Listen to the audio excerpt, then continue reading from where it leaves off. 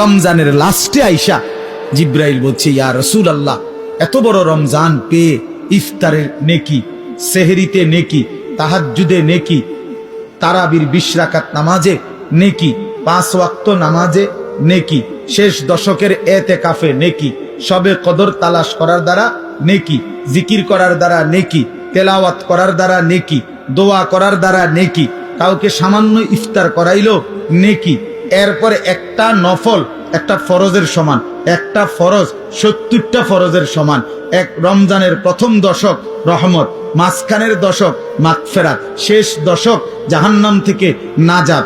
আল্লাহ বলেন জিব্রাইলের মাধ্যমে, নবী এত কিছু দিয়াও যেই বেঈমান রে মন গলাইতে পারলাম না, তারে আমি ভালো করাইতে পারলাম না, আমার দিকে ফিরাইতে পারলাম না, তার উপরে আমি আল্লাহর লানত, আমি ফেরেশতারও লানত। তো নবী বলে আমিন, হ জিব্রাইল, আমি মুহাম্মদেরও লানত।